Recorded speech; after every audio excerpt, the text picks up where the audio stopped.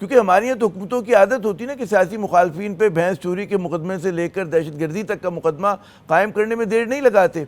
और Pakistan peoples party के बड़े बड़े रहनुमा इस मसले से गुजरे हैं। अगर आप याद करें ज़िया-उल हक साहब का जो मार्शल था, उसके बाद भी कई मरतबा बहुत सारे कहते हैं झूठे सच्चे इल्ज़ामात लगे, हत्ता कि जमहूरी दौर में लगे। नवाज शरीफ साहब का जब दौर हुकूमत था, जरदारी साहब पे तशद्दुद किया गया, जेल में डाला गया। तो हमारी तीसरी जो तरक्की पजीर ममालिक होते हैं, बुखारी साहब आप मुझसे बेहतर जानते हैं, वहाँ तो मतलब है इल्ज़ाम तो कुछ भी लग सकता है जब आपके हाथ में डंडा होता है। तो उसमें फिर जो जमहूरी सियासी जमातें होती हैं जिन्होंने वाकई खुद कुर्बानी दी होती है, उनका एक पोस्चर होता है, उनका एक नज़रिया होता है कि भाई ये चीज़ हमारी रेड लाइन है, हम इसमें हिमायत नहीं करेंगे जनाब।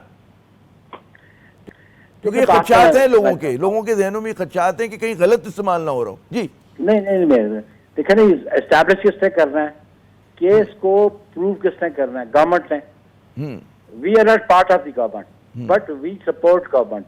हमारी वजह से गवर्नमेंट इंस्टॉल हुई है, हमारी वजह से एग्जीक्यूटिव अथॉरिटी एन इस्तेमाल कर रही है। You got my point. हम कैबिनेट का हिस्सा नहीं है, लेकिन जो भी मटीरियल है कैबिनेट के पास है या गवर्नमेंट के पास है। अब जिम्मेदारी उस गवर्नमेंट की बनती है।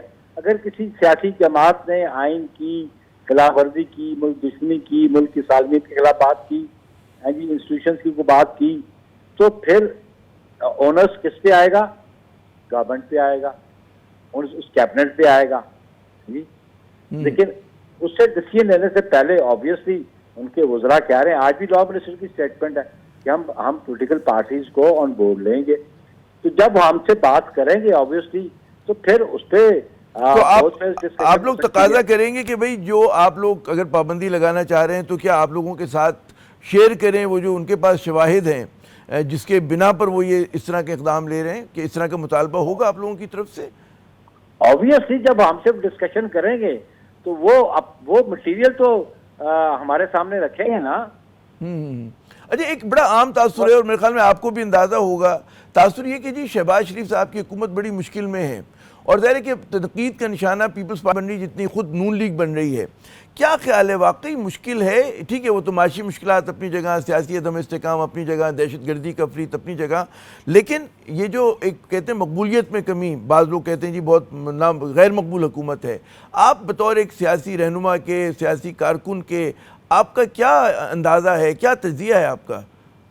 देखिए, ये एक बड़ी दुरुस्त बात है कि ऑब्वियसली यहाँ पे बहुत सारे पॉलिटिकल प्रॉब्लम्स हैं, क्राइसिस हैं, इकोनॉमिक प्रॉब्लम्स हैं, इन्फ्लेशन का इशू है, और इंटरनेशनल जो फाइनेंशियल इंस्टीट्यूशंस है उनके मुतालबात हैं। आप मुल्क उधार मांग के तनख्वाहें दे रहा हो जैसे नौबत पे पहुंच चुका हो, आपका फार्मर जो है वो परेशान हाल हो। मैंने बहुत दफ़ा पहले भी कहा कि मेरा मुल्क जहाज बना के एक्सपोर्ट तो करता नहीं है, मेरा मुल्क गाड़ियां तो एक्सपोर्ट करता नहीं है, लेकिन मेरा मुल्क चावल जरूर एक्सपोर्ट करता है, मेरा मुल्क आम जरूर एक्सपोर्ट करता है, मेरा मुल्क जो एक्सपोर्ट करता था, मेरा मुल्क गंदम जरूर एक्सपोर्ट कर सकता है। तो आप उस शोबे में क्यों नहीं इन्वेस्टमेंट करते, उसको प्रमोट करते, ताकि आप फॉरेन एक्सचेंज अर्न कर सकें। आप शुगर अभी मैंने आज भी पढ़ा था कि कुछ 1.5 लाख टन वो एक्सपोर्ट की जा रही है अफगानिस्तान को। It was in papers today. So आप उन शोबों पे इन्वेस्टमेंट करें जिससे आपको रिटर्न मिल सके। और ये इकोनॉमिक क्राइसिस भी है और प्रॉब्लम भी है। गरीब आदमी, अभी वो IPPs का इशू भी चल रहा है, बहुत बड़ा इशू है। मैं देख रहा था कि कोई वो federation of Pakistan chamber and industries वो सुप्रीम कोर्ट जा रही है IPPs के इशू को लेके। ऑब्वियसली ये जब आवाम जो है उनको खुशहाली ना हो तो फिर that adds to the unpopularity obviously. अच्छा, यहाँ पे एक और सवाल के रिवायती तौर पे नून लीग और पीपल्स पार्टी रिवायती हरीफ हैं और पंजाब के अंदर जो कि मतलब है जहाँ पे सबसे ज़्यादा आपका वोटर है, उसमें मुकाबला आप लोगों का ज़ाहिर है कि अगर पीपल्स पार्टी को मरकज़ में हुकूमत बनानी आने वाले मुस्तकबिल में, तो उसमें मुकाबला वहीं पर है। तो क्या आप समझते हैं कि ये जो मतलब है कि बी टीम, अभी तो तासुर है कि पीपल्स पार्टी बी टीम बनी हुई है नून लीग का, आप लोग कैसे पंजाब की सियासत में अपने लिए जगह बना पाएंगे? जी देखें जी, उसकी हमने तो पॉलिटिकल कॉस्ट पे की, लेकिन for the interest of the nation. अगर हम मेरी क़यादत जनाब चेयरमैन बिलावल आसफ साहब, हमने तो पीटीआई को भी कहा था गवर्नमेंट बना लो। 8 फरवरी के रिजल्ट्स के बाद टोटल एनार्की और क्याओस था। मुल्क को क्याओस से निकालने के लिए, एनार्की से निकालने के लिए पीपल्स पार्टी ने इनिशिएटिव लिया और कहा कि गवर्नमेंट फॉर्म की जाए। से अगर पीपल्स पार्टी ये इनिशिएटिव न लेती और सपोर्ट ना एक्सटेंड करती तो आज क्या सूरत हालत थी? कोई गवर्नमेंट इंस्टॉल हो सकती थी? किसी सियासी जमात के पास तो कोई मेजोरिटी नहीं थी कि वो गवर्नमेंट बना सके।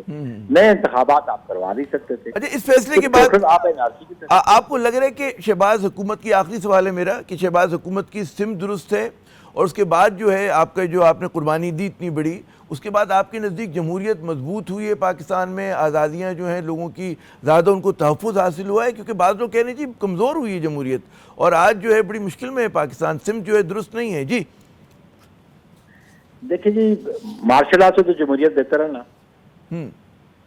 Do you believe? सारे यही बात कहते हैं ना जी, वो कमजोर तरीन जमहूरियत भी मार्शल आर्ट से बेहतर, डिक्टेटरशिप से बेहतर है। तो सूरत हाल ये है कि अगर हम ये तामन का हाथ ना बढ़ाते तो ये जो जमहूरी इदारे आज जो एग्जिस्ट करते हैं इन्होंने भी एग्जिस्ट नहीं करना था।